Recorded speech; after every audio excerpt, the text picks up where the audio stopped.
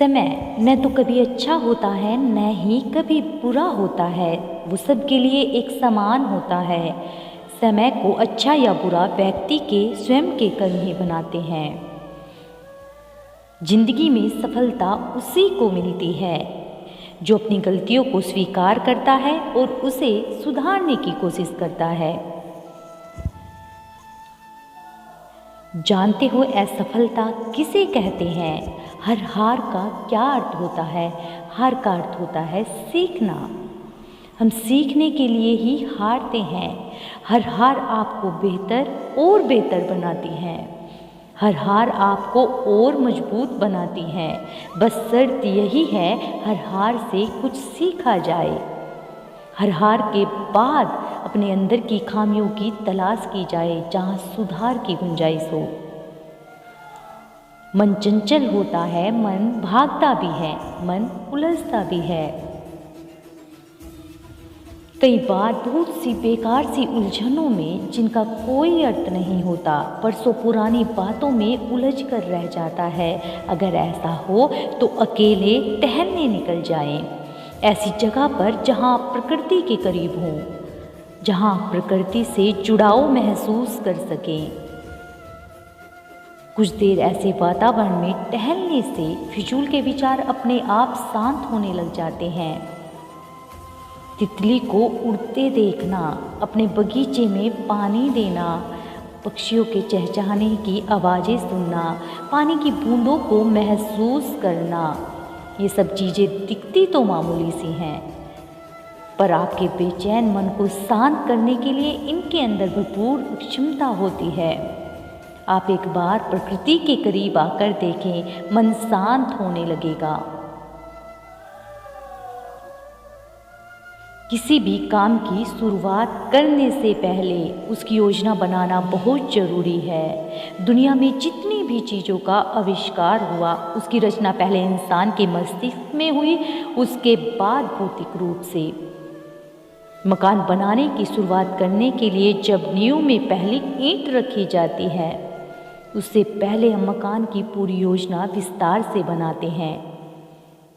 हर एक चीज़ को ध्यान रखते हुए, अगर हमारे पास कोई योजना नहीं होगी तो सोचिए मकान का बनाना हमारे लिए कितना महंगा पड़ेगा। इसलिए हर कार्य को करने से पहले उसकी योजना जरूर बनाइए।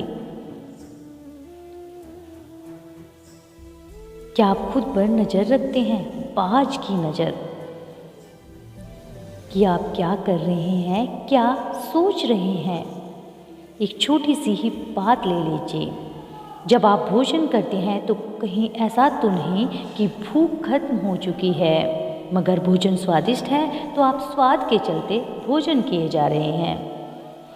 हम अपने इस छोटे से क्रम के प्रति भी सचेत नहीं हैं जिसे हम रोज करते हैं। जिस दिन हम अपने कर्म और विचार पर बाज जैसी नज़र रखना शुरू कर देंगे, उस दिन हम एक खूबसूरत जीवन की ओर कदम बढ़ा देंगे। बस ज़रूरत है सचेत होने की, अपने विचारों के प्रति, अपने कर्मों के प्रति।